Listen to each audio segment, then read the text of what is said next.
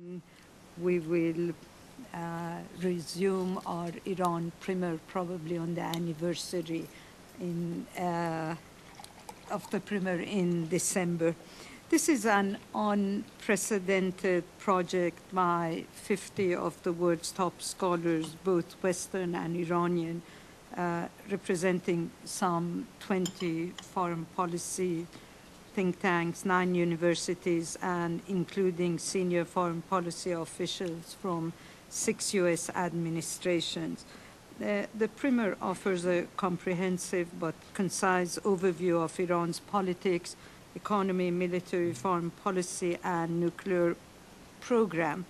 The author of the primer is Robin Wright, who is a senior USIP Wilson Center scholar, and she really did a miraculous job in putting this together in 3 months. And I used to get emails from her saying, it's 3 a.m. and I'm still working or editing one of the pieces, and the next morning she was, happily at the Wilson Center working on her book, which is coming out in July. The primer has had visits from viewers in 160 countries and territory. Iran is the 4th highest number of hits.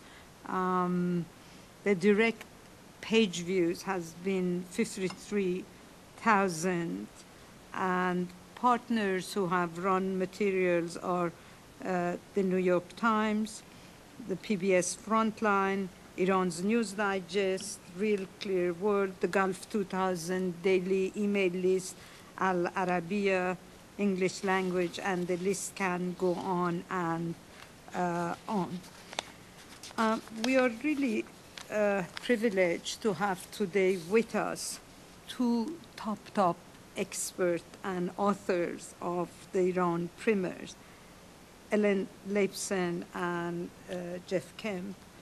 We have distributed their bios, so I'm not going to take more of your time talking about them. They are both familiar to you. Ellen is the president of the Stimson Center and the chief executive officer of the center, and Jeff Kemp is the director of regional security programs at the Center for National Interest. Tonight at 9 p.m., the MHC Worldview channel will broadcast an interview with Robin Wright on the primer. So we have distributed the necessary information if you are interested in watching it, and I'm sure you will find it fascinating. Before giving the floor to Ellen and Jeff, can I ask you please to close your cell phones, because apparently it interferes with the broadcast that we have. Thank you. And Ellen, you have the floor. Thank you, Hale. It's a pleasure to be here and to be paired with Jeff. I think we'll hopefully look at some of the challenges to U.S.-Iran relations in pretty distinct and complementary ways, but if we overlap, that will also be interesting. Special personal thanks to Robin for having made the primer such a fun experience and a living document, a document that just keeps adding additional information, and I hope many of you have discovered it as a useful resource as we continue to think about and struggle to find some improvement in U.S.-Iran relations, or at least some diminishing of tension and conflict in the region over U.S.-Iran relations. The first point I want to make is that my focus, by the way, today is going to be U.S.-Iran relations in the Arab Revolt. So I'm really focused on how the changes in the Middle East could or could not affect U.S.-Iran relations. So my first point is I'm so happy to have something new to talk about. Okay?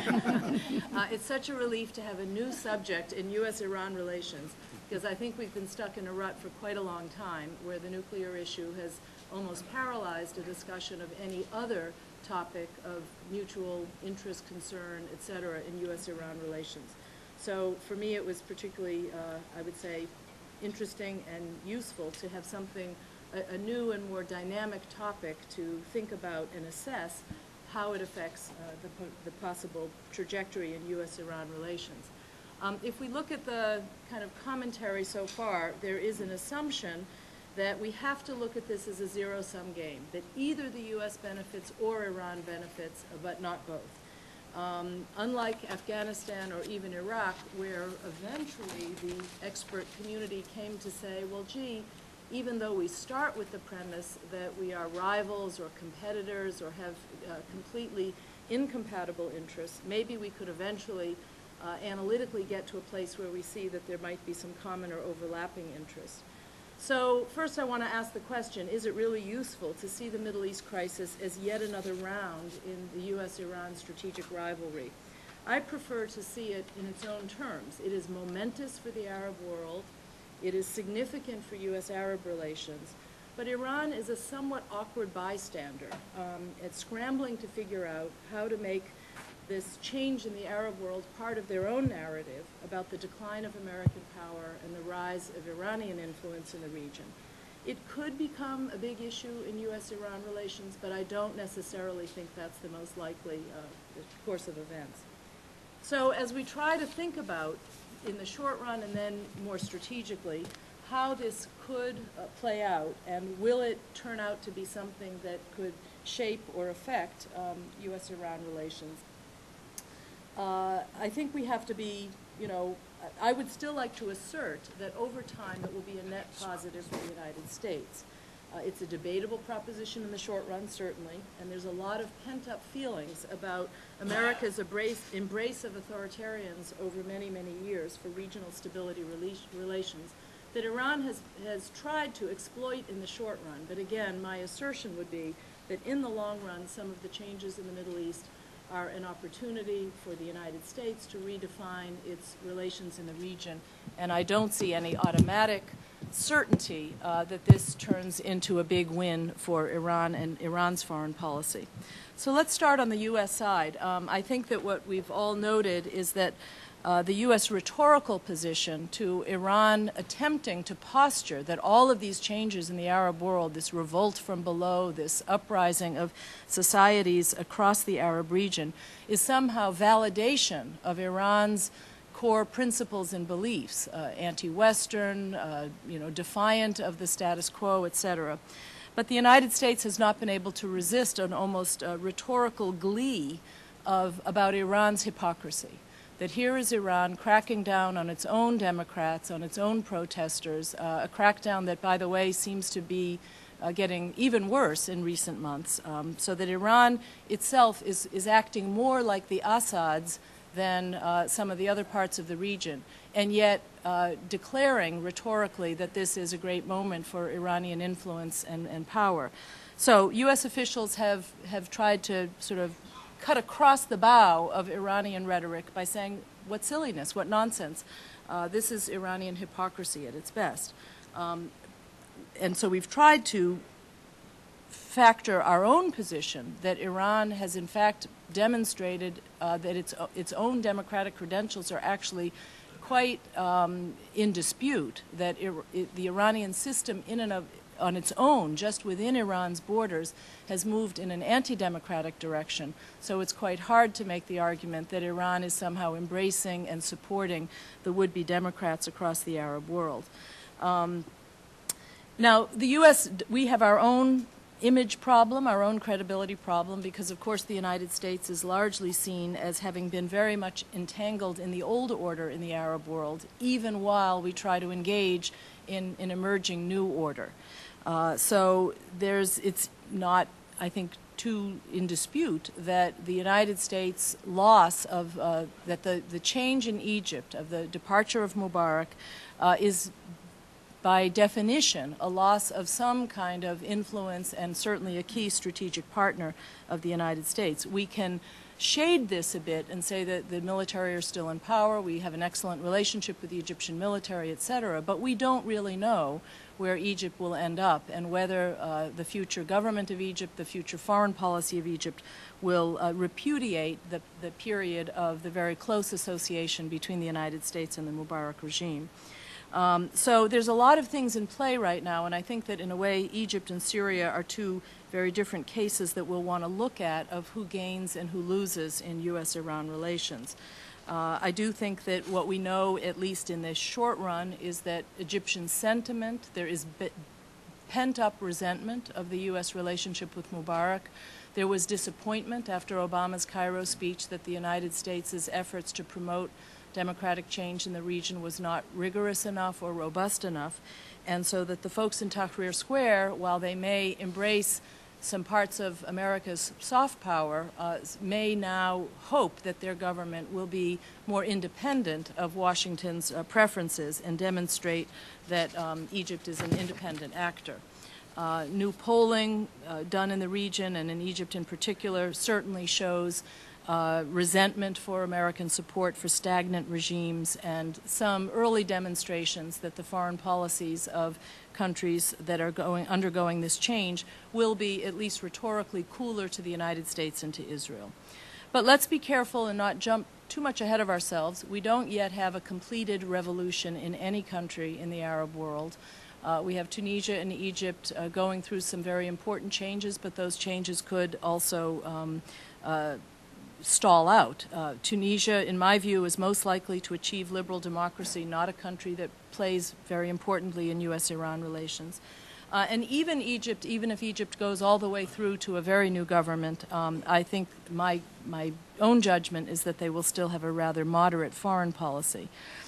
Even though, and I do think, I'd like to spend some more time on this later, the resumption of Egyptian-Iranian relations, I think, is a very important development and certainly would give one reason to believe that the Iranians can check one on their list of what has changed in their favor.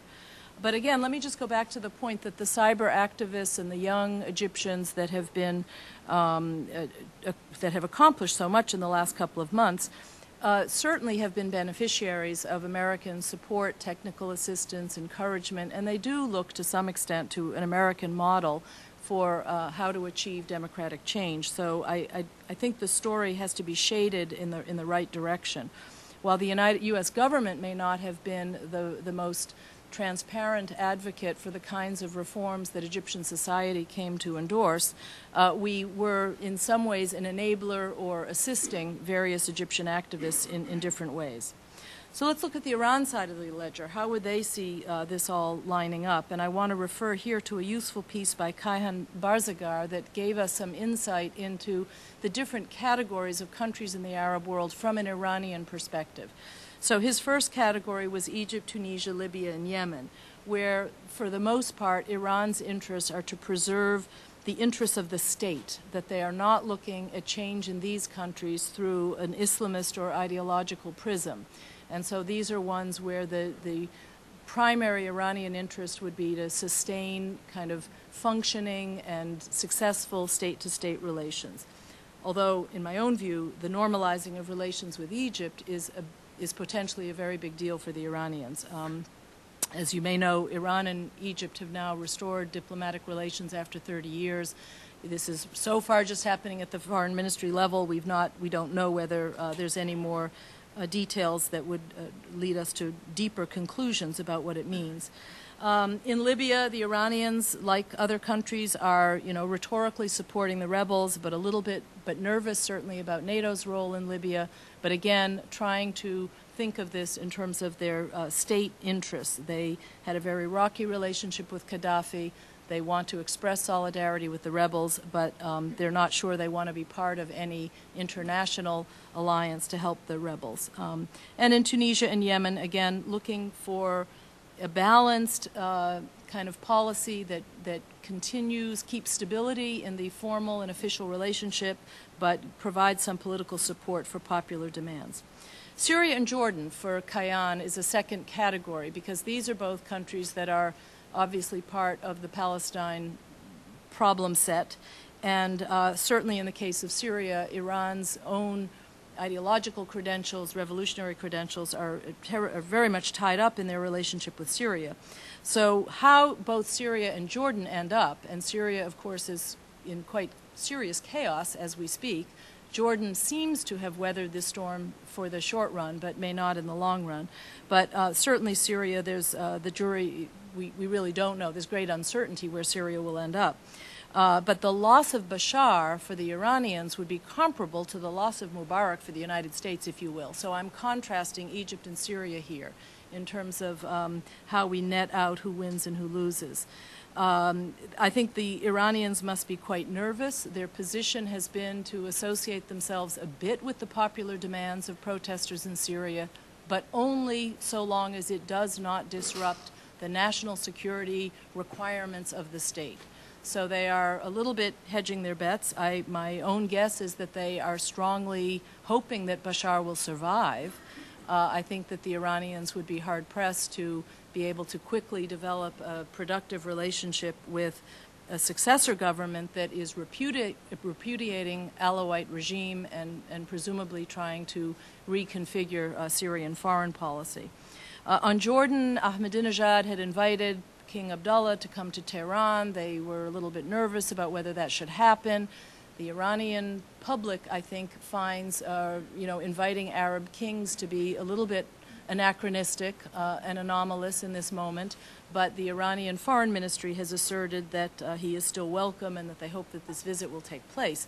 So here we see Iran behaving as a somewhat status quo, trying to maintain normalcy and stability in as many relations as possible, while they are also trying to game out and anticipate how much things may change.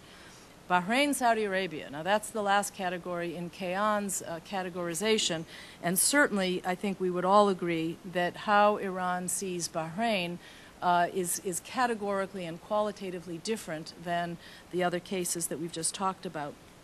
So far what we've seen is a lot of elites in Iran, independent, non-government elites, parliamentarians, etc., have expressed quite strong solidarity with Bahraini Shia, but we have seen the Iranian government so far try to proceed very cautiously. And I see for the Iranians right now, they don't want to lose the progress they had made in kind of achieving some kind of stability in their relations with Saudi Arabia. So they have not been flamboyant, in my own view, and maybe others have different perspectives on this, but I have seen the Iranians not be behaving very flamboyantly vis-a-vis Bahrain. They've really tried to be a little bit disciplined and careful because they see the larger stakes. They do, I believe, want to avoid any escalation of tensions or a genuine Cold War in their relations with Saudi Arabia. Yes, they feel solidarity with the Shia, but they do not see the Shia problem of Bahrain as necessarily the primary definition of their interests in the Arabian Peninsula as a whole. So let me just quickly come to a few conclusions. I worry a little bit that the United States also falls into the trap of an easy rhetorical position on the uprisings in the Middle East when it pertains to Iran, that it's a little too facile to me to start to blame Iran for some of these events, which are, and I think it's only in the case of Bahrain that any U.S. government official has inferred a linkage between Iran's activities and the developments in Bahrain. I'm not sure we're doing the Bahraini protesters any favors if we link them even by inference to Iran, and to the best of my knowledge, we can't yet prove that Iran was an instigator. Now, Iran may try to adapt its activities and be supportive and get involved. But so one has to be careful here. Is American rhetoric intended to warn the Iranians? So don't even think about doing this in the future. But it gets interpreted, I think, very often as, aha, we must have proof that they're already up to mischief. And I think that's can be unhelpful to our own broader interests in the region to always give the impression that these developments may have an external dimension to them, when in fact what we are really dealing with first and foremost is, societies losing their fear and an upheaval of political activism within these countries, and the outside factors are only part of the story. So let me just finish by repeating what I think is an interesting contrast between Egypt and Syria. Egypt, the restoration of Egyptian-Iranian relations could be the clearest case of a shift in the region in Iran's favor.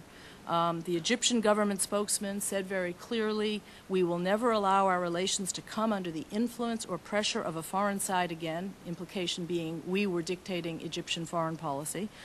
We are now going to open a new chapter in relations with all the countries of the world, including Iran. From the Iranian side, what we see is people even to taking a more strident position that, aha, now that we've restored relations, we will see the Egyptians breaking ties with the Zionists and doing the right thing. Now, I think that's unrealistic. I think that Iranians may have unrealistic expectations about how far the Egyptians will go. And certainly there could be Egyptian-Iranian differences over Hamas and over Gaza. Egypt has real national interests in trying to prevent a further radicalization of Gaza, the flow of people, etc. So no guarantee that they're going to see eye to eye on that. But a resumption of a kind of normal relationship of Egypt and Iran as middle powers in the region is a pretty interesting development. Okay, Syria. We don't know how Syria is going to end up. It's not as happy a story as Egypt, in my view. It's going to be messier and nastier. But certainly a collapse of the Assad regime would be a shift that is unfavorable to Iran's interests in the region. Their interests, like ours, are not linear or one-dimensional. They're trying to juggle a number of different factors. There are difficult trade-offs here, but and no automaticity that the United States could turn change in Syria into a positive for U.S.-Syrian relations. But I do think that the loss of Syria as a very cooperative partner of Iran over many, many years would be a strategic setback for Iran. And as far as Bahrain goes, I think some of the scenarios for Bahrain are ones in which virtually everybody loses: the United States, Saudi Arabia, and Iran. So let me just end on a sort of high note, and this is based in part on conversations with Bill Miller and others in the room, that I think there's a lot of talk now about whether the changes in the Middle East lend itself to kind of a new strategic alignment. Is the architecture of the region changing? Can we imagine a region in which Turkey, Egypt, Iran, Saudi Arabia are all kind of power centers? And in my view, this is a net positive for the United States, in part because it helps us put U.S.-Iran relations in a slightly different context. Instead of seeing U.S.-Iran as this kind of awkward competition for regional hegemony, as if we're the only two that have that level of power projection. Certainly we all recognize that Turkey has already made extraordinary progress in becoming a more independent and effective actor in the region. But a region in which Turkey, Iran, and a revitalized Egypt are all important leaders in the region, in my view, presents more positives than negatives for how the United States sees its own presence in the region and what are some of the opportunities for U.S.-Iran relations down the road. Thank you. Thank you very much. Jeff. Okay. Thank you very much, Holly and Robin, for the terrific primer. I can't believe it was only 8 months ago that we worked on this. Great success. Bestseller. What I want to do is to focus on what the current state of U.S.-Iranian relations are, not in any sort of historical or analytical sense, but to make the point that really, if you look at what the administration has been saying and doing for the past year, Iran really has not been right up there at the top of the agenda. And my argument is going to be that it is about to return with a vengeance to be one of the top issues that the Obama administration is going to have to face as it enters an election cycle. And there are really, let me give you 6 reasons why I think this is going to be the case. Now, the first relates directly to what Ellen has just gone through. The turmoil in the Arab world has profound implications for Iran and the United States, But it also has profound implications for Israel. If there is one country in the Middle East that is torn with a sort of almost frozen in angst, it is the Israeli government. And because of what happened in Egypt, what is happening in Syria, what could happen in Jordan.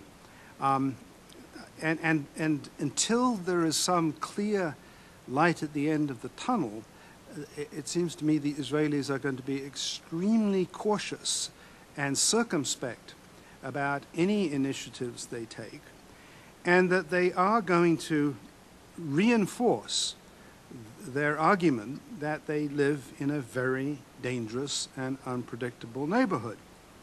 And this is going to be highlighted because while we have not been talking about it, the Iranian nuclear program continues.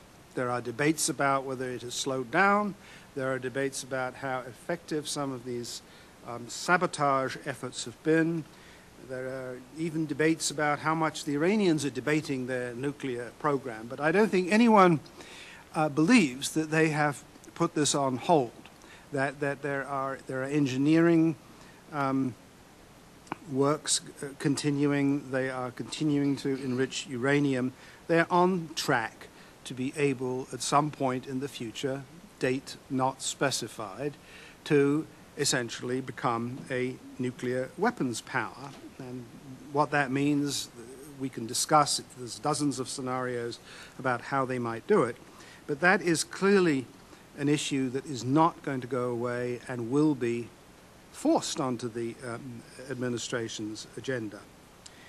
And it's related to another issue that is simply not going to go away, and to which Iran does not play the critical role, but nevertheless reminds everybody all the time that oil prices are going through the roof.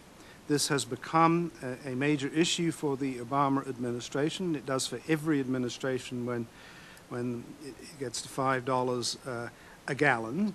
And everyone who worries about oil worries also about the Middle East. So you put, not only the turmoil in the Arab world, but the price at the pump is beginning to refocus attention on what could go wrong to send those prices much, much higher. And that is usually translated into conflict in the Gulf in one way or another involving the Iranians.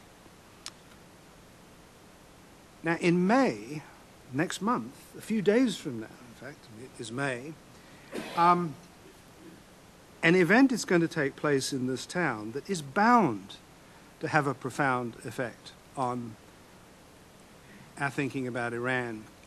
The APEC annual conference is being held, and 8,000 people are coming. And so is the Prime Minister of Israel, who will be addressing not only APEC, but also the US Congress. And I don't think it takes rocket science to get a sense of what he's going to say. And he is clearly going to talk about, Israel is an island of stability. The uncertainty in the Arab world puts Israel in a very precarious strategic position, particularly if there is a rapprochement between Iran and Egypt. Egypt has been the cornerstone of Israel and America's policy in the Middle East since 1978. And of course, he is going to talk about the Iranian nuclear weapon in great detail. And I can imagine that when he goes to the Congress, he will particularly emphasize this point. He now has a very friendly House of Representatives with people in powerful positions who are going to be very supportive of him. And it's inconceivable to me that the combination of Chairman Ross Layton and Bibi Netanyahu and 8,000 AIPAC supporters, whose job is to go to the Hill as well as to meet in the convention center, is going to be to push the Iranian issue once more to the top. What are you going to do, Mr. Obama, about Iran?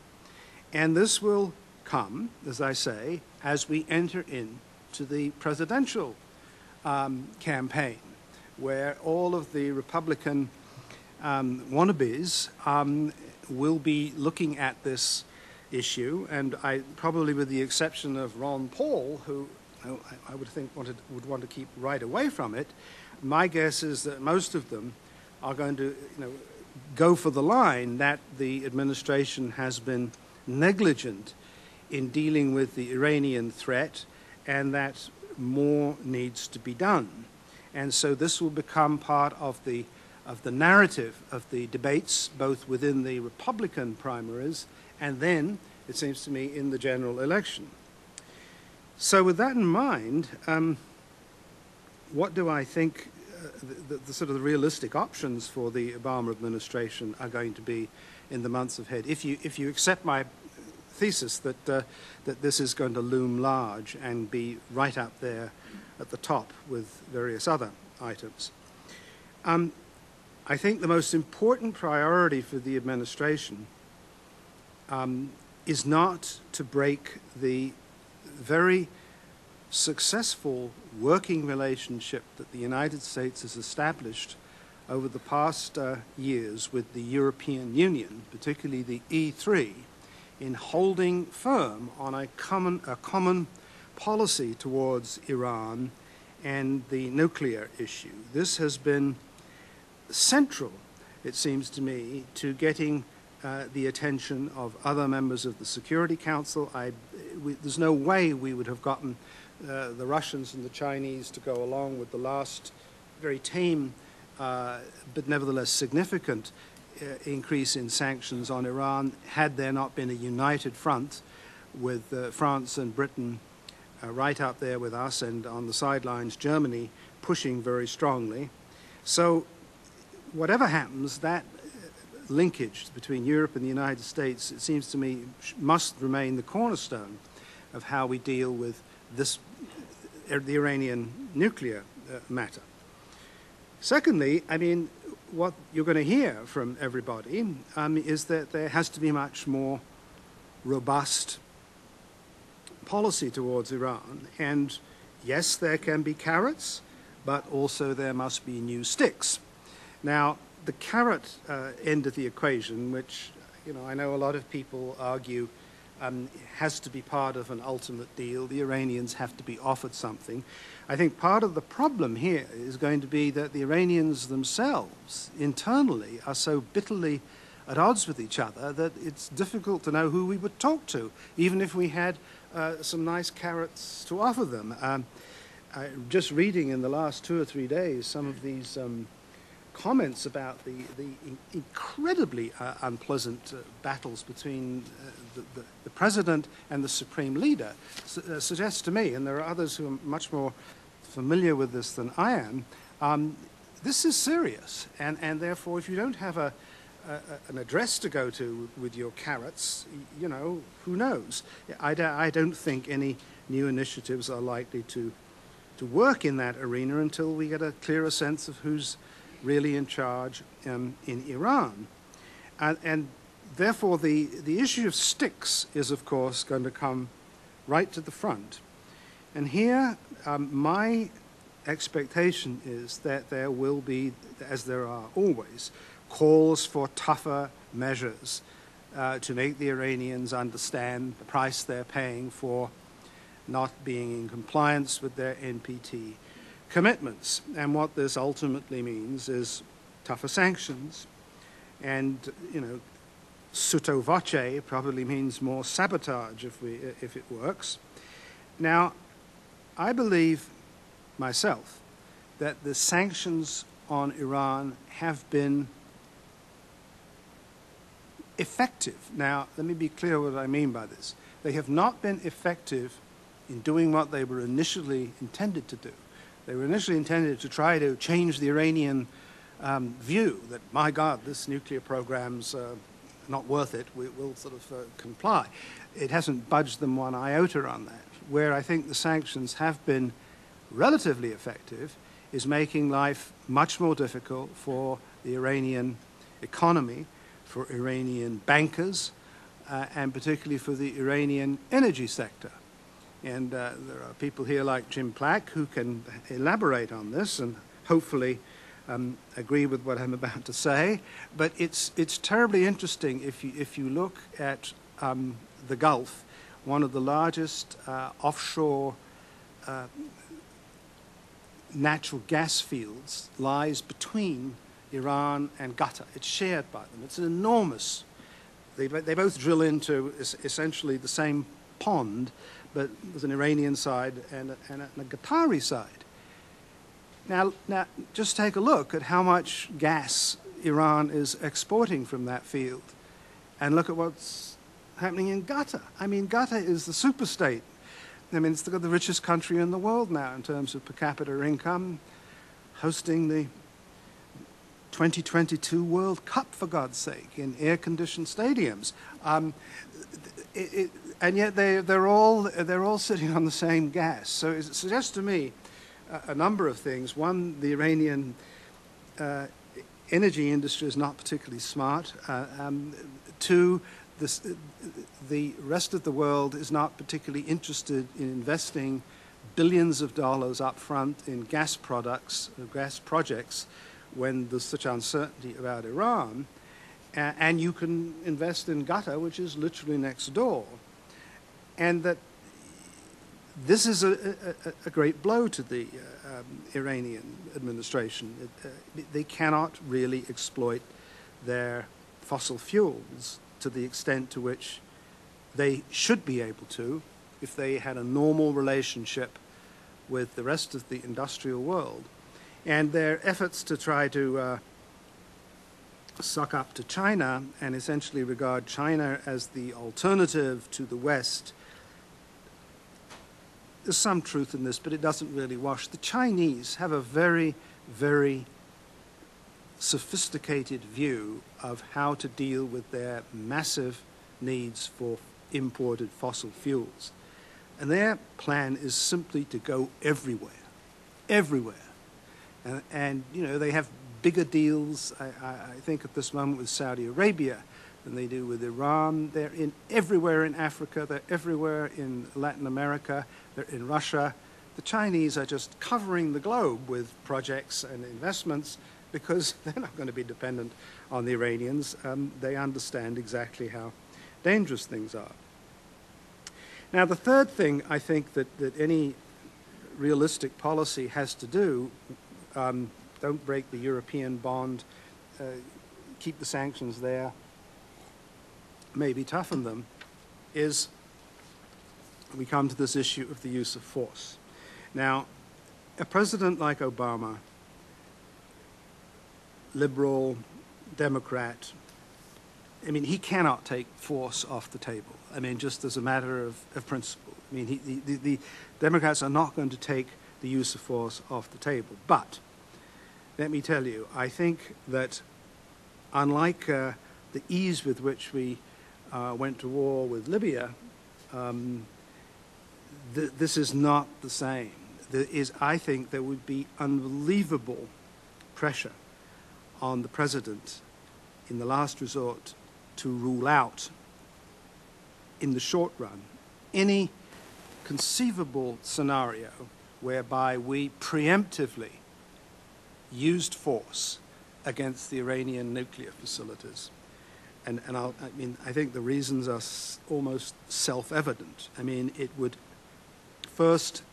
divide this bond we have with the Europeans. It would be bitterly opposed by everybody in the UN Security Council. There might be some Iranian, Arab and Israeli winking and nodding, and certainly be more than that in the case of Israel, but we would be pretty isolated, and the impact of using force in a direct, preemptive way against Iran would be an act of war, and my guess is the price of oil would go $300, $400, $500 a barrel very, very quickly, and bye-bye the recovery.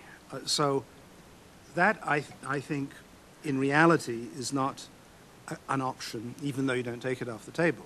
What worries me more is that there are scenarios whereby we could get dragged into more aggressive action against the Iranians, not because we want to be, but because of events that are out of our control or incidents that we have no control over.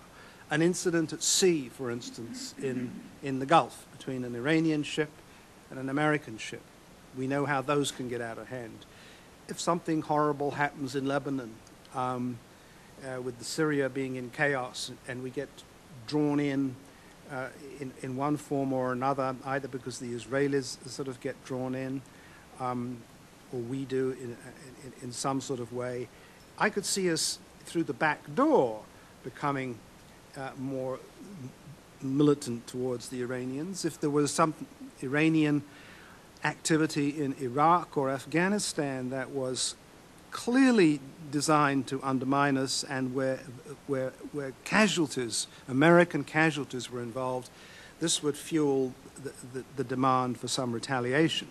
But it is you cannot rule out the fact that the Iranians, given their current state of confusion about what they really want, could do something stupid.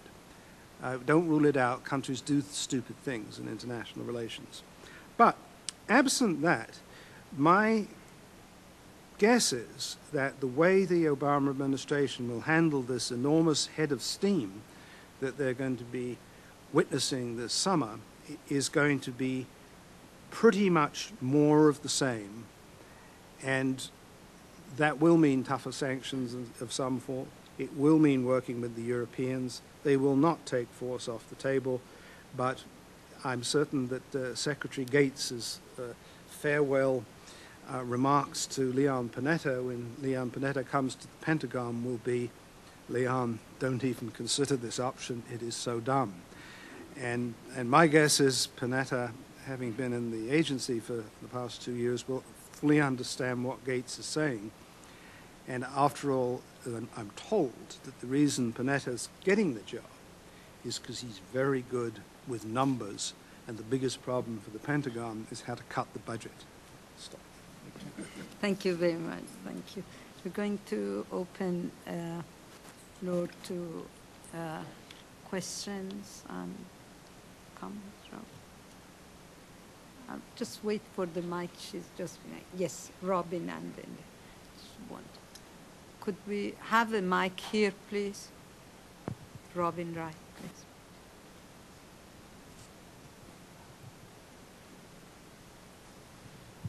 Thank you. I want to probe Ellen a little bit more on Syria. The U.S. has actually alleged that Iran has played a role in fomenting and in helping the Syrian government pull in Iran, basically, to repress its own opposition. To what degree do you think, what role do you kind of think Iran may be playing in advising the Syrian government, and to what degree is the Iran model feasible? When you look at the Arab revolts, Syria is clearly one place. Is that possible? Kind of give us a breakdown of where the Iran model in repressing the opposition could work over the people. Okay, well, let me just be clear. When I said that I was skeptical about whether Iran could be, correctly, punished for having already fomented, I was referring more to Bahrain. So Syria, let's step back. The Syrian-Iranian relationship is very close. It includes security and intelligence, linkages, et cetera. And I think I said that I thought that, on balance, Iran was more sympathetic with Bashar surviving than anything else. So what kind of help might they be giving? I mean, I'm not sure the Iranians think they were so wildly successful from 2009 to the present, because the mood in the country hasn't, they did not really succeed in putting all of the protest sentiment back and they've had to keep taking continual measures. They've had to then, put some of the very distinguished leaders under house arrest or worse, so that Iran, in my view, hasn't demonstrated that it's so easy to put this, to get this under control once it starts. So, look, repression can work in, countries where the robustness of the security services is adequate, where maybe the scale of the protest or the societal mobilization is limited. And here, this is an interesting point about Syria. I'm not sure we know whether the societal mobilization in Syria is, in fact, on the scale that it was in Egypt. It could well be less of the society that's mobilized so far. So we've got this pocket, Dara. We've got, sporadic, Latakia, Homs, even Damascus. But Damascus has been pretty limited in time and in scope. So we don't yet, it may be that, if I understand your question correctly, it's possible that, crackdown methods will eventually calm the situation down in Syria for the short to medium term. But I think this society has now been stirred in a way that it hasn't been in a very long time.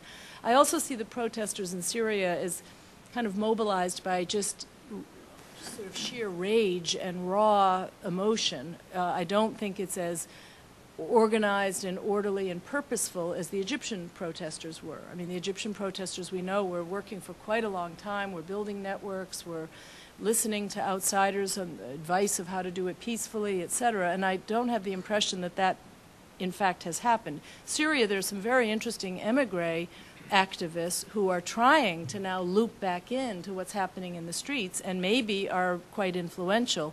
But these are folks that are not physically in Syria, and they're not, there to really direct or lead the protests. So, look, the history of the Middle East tells us that, states have coercive power and they can re-intimidate their populations for a while. And so I don't assume that this awakening in the Arab world is going to manifest itself in change everywhere. And I think so perhaps Syrians will eventually, quiet down. I wish we knew a little bit more about, in Libya we now understand that it was pretty broad societal mobilization. In terms of the categories of people in society that actually got out in the streets in Libya, it's pretty impressive spectrum of people.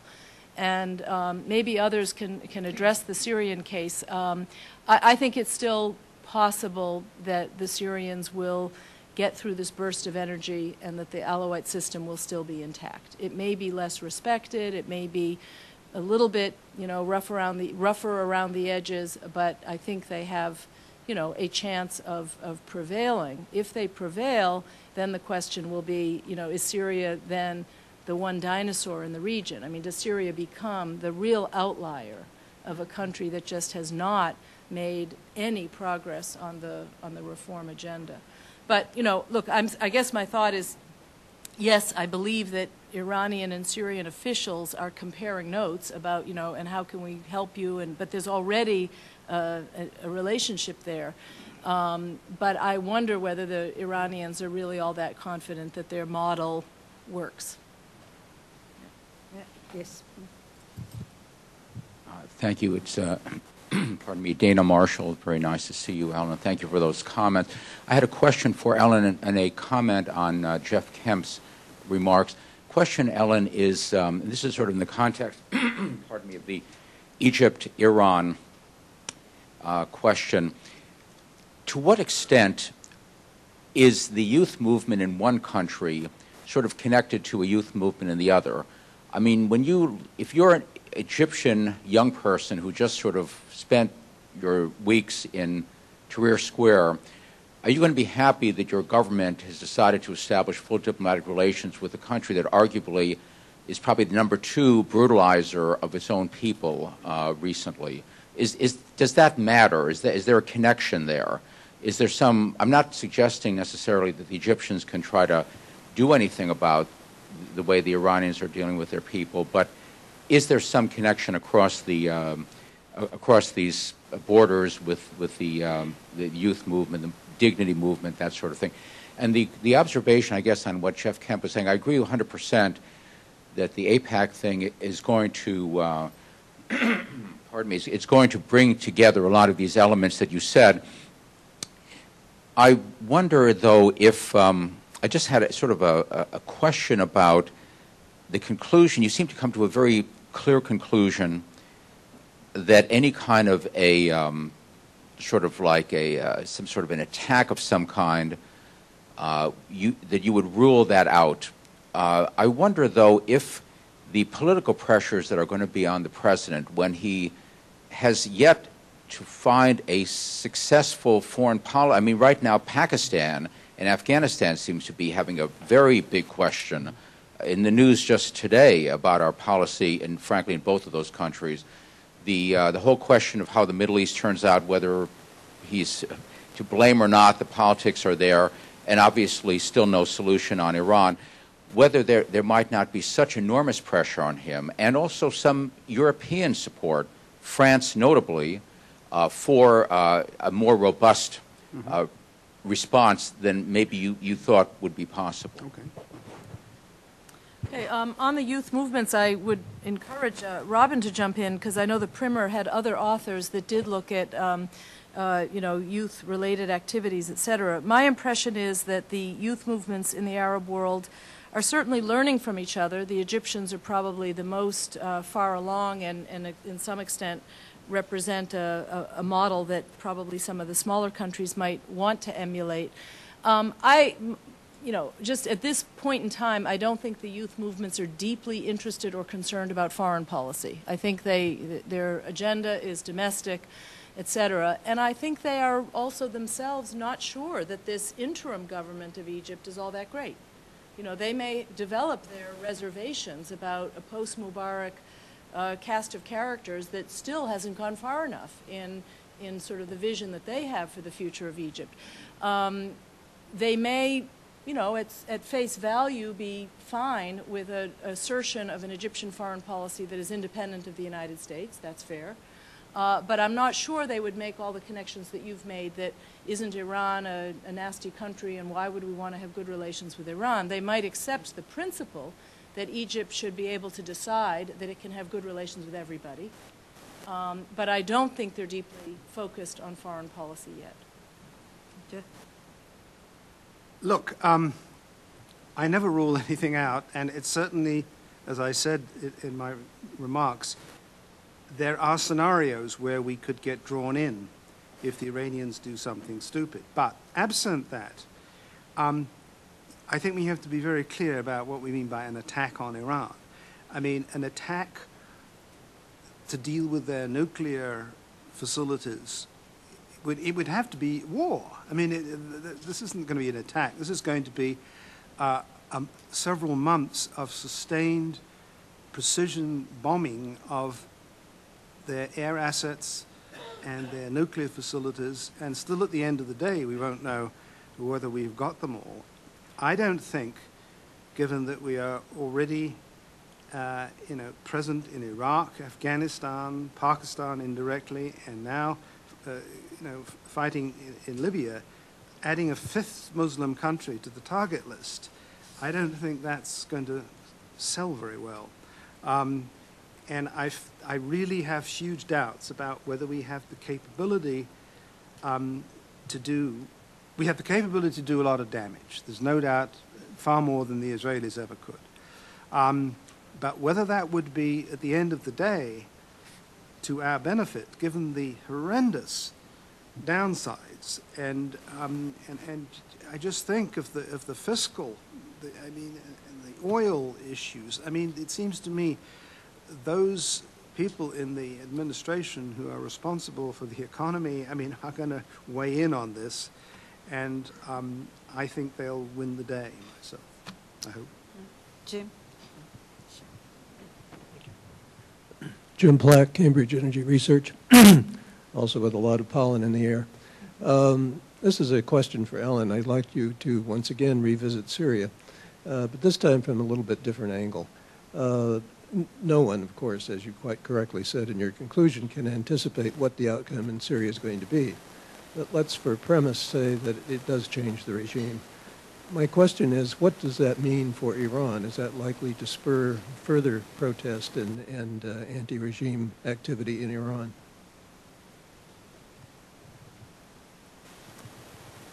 Well, let's come up with a couple of alternatives. That the Assad family flees, the Alawite generals initially attempt to put a Sunni general out front and say, here's a transitional government and we can have elections later or something. You know, how does the military behave, et cetera? I don't, you know, I think parts of Syrian society would think this is an important step in the right direction, et cetera. Would it stimulate, do you think the Iranian public cares that much about Syria? I'm not sure. I think they see Syria as in a utilitarian way, that Syria has given Iran access to Palestine, to Lebanon, et cetera, but I don't think that Syria looms large as such an important player in the Iranian psyche of their role in the world. That's my take. I think that there are probably other countries that the Iranian public might care more about. Yeah.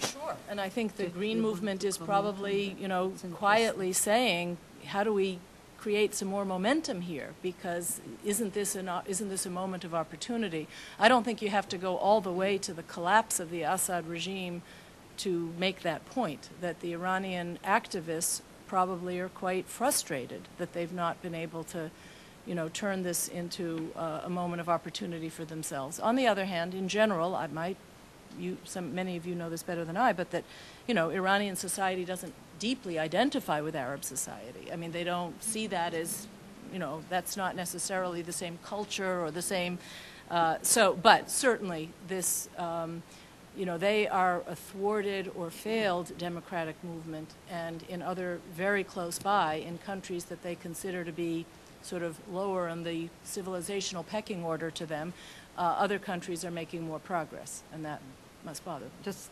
immediately after Tunisia and Egypt, the slogan in Tehran and other Iranian cities was that Tunisia succeeded, Egypt succeeded, we did not. Mm-hmm. So then that's the Jeff, you want to add something? Not very much. I mean, look, I think there's, to be honest about it, I think there's great ambivalence about what's happening in Syria, in the neighborhood.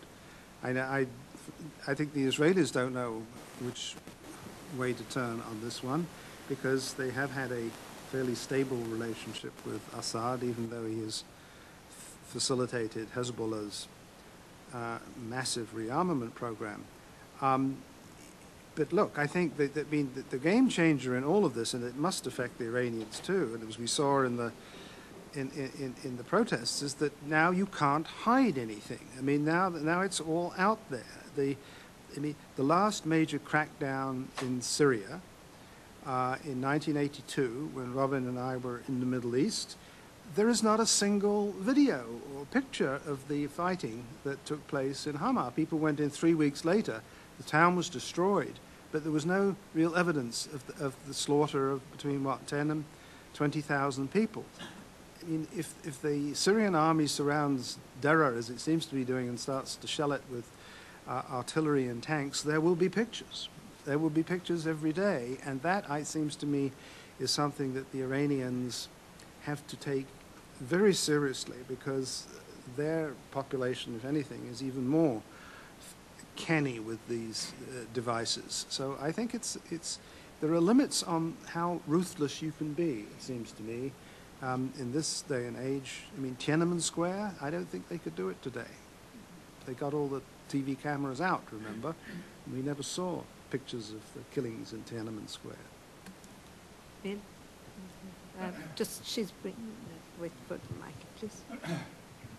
Ellen, you ended up on a sort of upbeat possibility that the rebalancing of forces, of powers in the Middle East, particularly the reemergence of Egypt and Turkey, might lead to a more sensible and balanced U.S. policy toward Iran and generally toward the region. But on the other side of that, it seems to me that the language that has emerged facilely, as you said, over the last couple of months, has been to polarize ever more the role of the U.S. and Iran in the region. And it's not only affected, it seems to me, the rhetoric. I know David Sanger had an article that we had to be tough in Libya, so we'd show the Iranians what we were serious. And that type of thinking, which is there in the U.S. government, and combined with the sort of litany that Jeff had about what Obama's going to be facing over the next couple of years as he goes to these elections, it seems to me would argue toward a more polarizing role for the U.S. in the region, in which we take decisions not only based on our views of what is good for U.S. interests, and particularly what is good for the Arab world, but even more so what is bad for Iran, particularly in order to avoid military forces. We will use this period to insulate them even more. So I guess what bothers me is it will lead increasingly toward an anti-Iran policy in terms of our defining what we're doing in the Arab world. I take your point that in the short run, maybe we're talking about Iran as a factor in this, more than we should, or more than it constrains us. I believe there's a lot going on of how we want to engage with the new actors in the Middle East. So I don't see it as one-dimensional. I think there's a rhetorical position that we're using these events to add another talking point to our list of why Iran is not a trustworthy, reliable, pro-stability player in the region. So at one level, it's a device to sort of keep the leverage and the pressure on Iran. In reality, I think we have a fighting chance of establishing positive, productive, normal relations with emerging new leaders and new players. And there's not that many countries that are really going through that profound a leadership change yet. Certainly in Yemen, we have a lot of work to do to find somebody to talk to other than Saleh. Bahrain, we've tied our hands perhaps because of Saudi Arabia, and we've allowed the Bahrain one to be the polarizing one, if you will. But I guess maybe I should be also clearer about this rebalancing of forces. I'm not assuming that rebalancing of forces is easy for the United States or will come naturally to us. We are already a little bit uneasy about Turkey's independence. If Egypt were to be a significantly more independent actor in the region, it wouldn't necessarily be easy for the United States. But my point was more that Iran have some natural competition from other regional actors and it not be about us all the time. So my point was that, instead of building up this fear scenario that if it's not us, then Iran becomes this natural hegemon, that we would see that there are natural centers of power in the region and that it's not, that Iran doesn't call the shots. Iran is not directing the agenda of the region. There's plenty going on in this, and the Turks are way ahead of the Iranians in terms of their role in the world economy, their potential economically, et cetera. So I was thinking more that the region rebalances. The U.S. then has this kind of awkward decisions to make about where are we a useful player and where not, but that it helps put Iran in a more appropriate perspective. Jeff, you want to? I think that this could be an extremely positive development, Yeah. because I think whether you like it or not, there's a certain fatigue in this country anyway about involvement in all these wars, all this overseas commitment. And if you look at the, if you look at what many of the conservative groups are saying, what many of the left-wing groups are saying in this country, they're talking from pretty much very similar agendas when it comes to we're doing too much, we're overstretched, we've got to cut back. And I think it would be healthy for the country not to be regarded forever as the sole policeman, the sole constabulary that has to intervene in every single issue that goes on in the Middle East and the Indian Ocean and the Pacific and so on and so forth. we are due for a drawdown, it seems to me, at some point, and I come back to why I think Leon Panetta's going to the Pentagon. Now, look, it'll be resisted, of course, but I think the net consequence, could be positive for the United States, because if we do not get our house in order at home, then the days of playing this role of 5 wars at one time, it's going to be over. I'm sorry, I have so many. So sorry, Bill. Hossein Shabazi with Webster University. I think my question also relates to the previous question, and that is I want to speak more to and get both of the speakers' view on larger policy of the U.S. towards the mid-region. I do take your point, Ms. Lipson, that the whole thing is in transition, and of course we don't know what is going to end up, except perhaps more with Tunisia. But it looks to me that U.S. American government is suffering from coherent policy. One can not blame them so much because so much is on their plate. And it looks like they are approaching every individual country on an ad hoc basis. But my perplex, and I would appreciate your comment, is that I feel like U.S. still is continuing with its double standard, quote unquote, policy. And I don't see it much in its perhaps long-term benefits. Example. Looks like, U.S. American government has, settled down, at least for the time being, that, what goes on in Bahrain and the so-called Shia divide as their red line for Saudi Arabia. Looks like, Americans have accepted it. Either it was a quid pro quo for a Libya factor. Could I have your Okay, my question is please? that, I would like you to comment on this fact that is this because both of you are, of course, experts on the field, is this a right policy for U.S.? Is it not the opportunity for the U.S. to get rid of some of its problem in the past? And is this going to be, Americans are accepting this is going to be new reality, that the Shia is going to be suppressed in Bahrain, and the current situation is going to last for as long as they will? Thank you.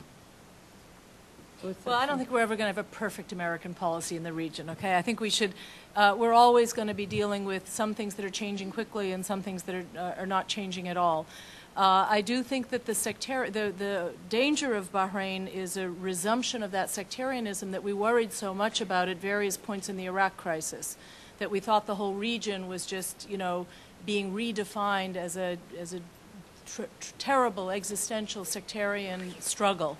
And then we got a break from that for a few years. And I think there is a worry that that sectarian vector or prism to look at the region could reemerge. And I think the United States would have to, work very hard with like-minded parties in the region to prevent that from happening. I think Bahrain is at this point a little bit of an outlier, that U.S. policy is more activist in some of the other places where change is occurring and able to kind of ride the wave of change better than in Bahrain. That's Yes, please. Just wait for the mic, please. Thank you. Mr. Kim, can you hear me okay? Okay. Yeah. You had initiated your presentation about Mr. Netanyahu coming to Washington, D.C. and buffering up the pressure on the Obama administration to do something about the Iranian nuclear program. I'm kind of curious.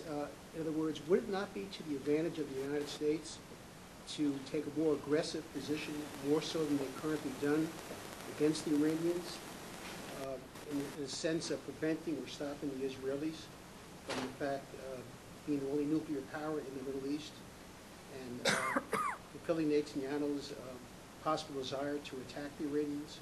I think up to now, there's been a balance where the Americans have basically been saying to the Israelis, hold off, we're going to try sanctions, we're going to do this, we're going to do that. But the Iranians are still continuing. You have a nuclear power in the Middle East that may just eventually lose its temper and do something. Look, I think the reality is there's a debate in Israel, I mean, within the higher echelons of the Netanyahu cabinet, about how really dangerous an Iranian nuclear program would be. There are those who believe it does pose an existential, quite unique threat, that it's part of this end of days, Armageddon hypothesis that Iran is not like China and the Soviet Union, is not deterrable. There are others, I think, and this is a very even split, who say no, they're pragmatic, they're not going to commit suicide. The reality is that I think the good news, at least from my point of view, is that the Israeli military, the Israeli intelligence, the American military, and the American intelligence all agree on the fact that it would be foolhardy at this point in time to contemplate military attacks against Iran.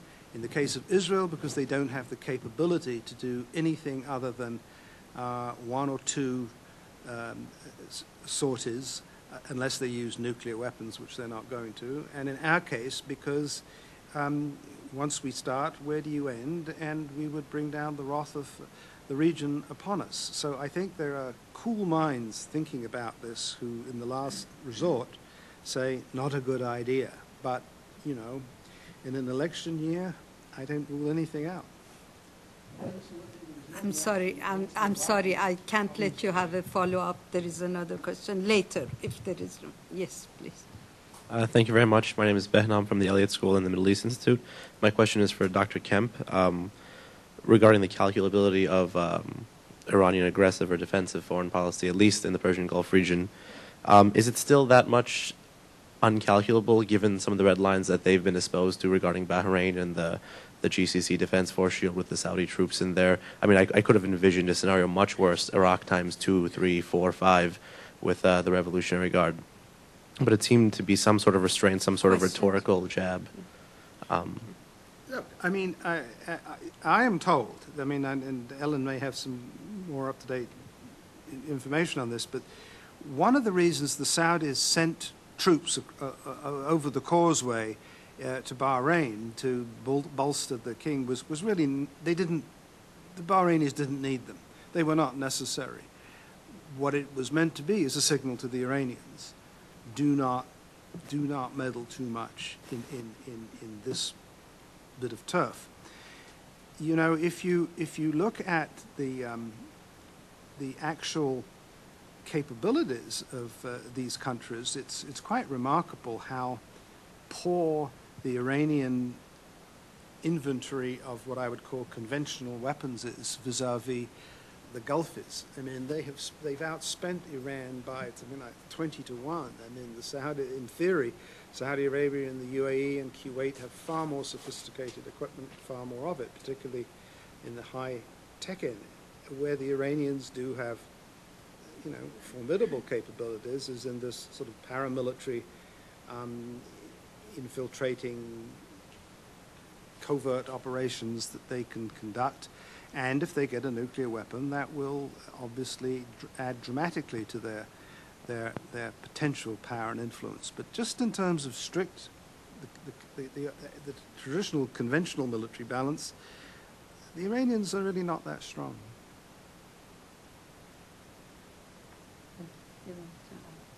Yes.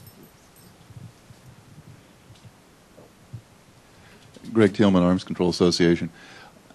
We really haven't heard much about Iraq and how Iraq plays into the Arab uprising and the reputed gain by Iran of greater influence in the region. So I wondered if we could get some speculation on, will Iraq be a puppet of Iran, a fellow Shia nation, or will it revert to its fairly strong Iraqi identity? Well, I'm glad you mentioned Iraq, because we really don't know analytically whether to fit some of the turbulence inside Iraq into this sort of larger phenomenon, or whether we're just seeing Iraq as a sort of chronically politically violent place. But it does seem to me that if you look at the Kurdish regional government, there's some turbulence in the domestic politics in the north. There's clearly some challenges to Maliki and some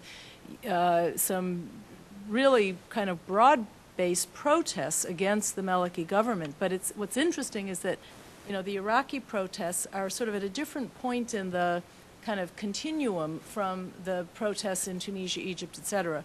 They're not asking for regime change. They're asking for better distribution of resources, an improvement in the quality of governance. It's almost that the Iraqi protesters are closer to the Iranian protesters in terms of what they understand to be the potential competence of their government and where they're unhappy.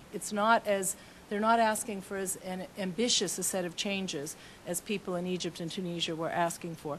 I really don't see Iraq through the Iranian influence prism anymore. I mean, I think that the Iraqis are finding their own way. They will have an important relationship with Iran, but I personally don't hear Iraqis talking about that as the defining issue for them.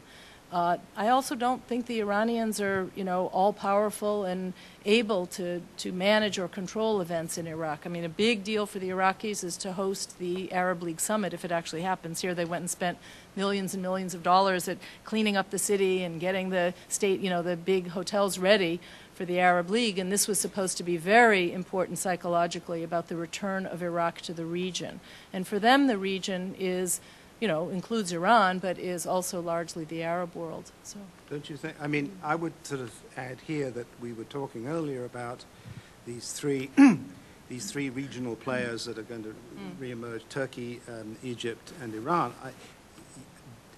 In time, Iraq could join that yes, rank. Absolutely. I mean, Iraq's energy resources, if they were ever fully developed and fully explored, could be formidable. I mean, Iraq could become an extremely rich player once more, and I think that's something the neighbors, think about at night. And just to bring back to the Iran theme, like Syria to some extent, the Iraqis have found it very convenient to balance Turkey and Iran as the two external players. So their relationship with Turkey is at least as deep as with Iran, just like the Syrians. I mean, and Assad has talked about this, of feeling that the Turks treat him with more respect than the Iranians do. So that you've got Turkey in the game as a balancer of Iranian influence, and I think that is, that you could compare those two cases. Yes. Benjamin, if Assad and the Alawites were to be replaced by a Sunni majority government in Syria,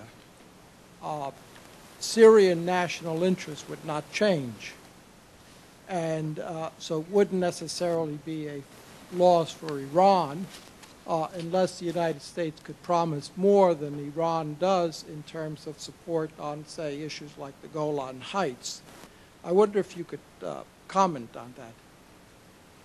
Well, I think the Alawites had a very special connection to Iran and believed as a minority government that Iran provided them a kind of security protection that they otherwise might not have. I would say that a Sunni-led government in Damascus could well redefine or recalibrate a bit what the national interests are, and a Sunni-dominant government might want to significantly improve Syria's relations with the other Arab countries, might look differently on the rise of Hezbollah. I think a lot of things would be up for renegotiation and redebate if you were to have a Sunni majority government. No, that's fine. Please join me in thanking our two speakers.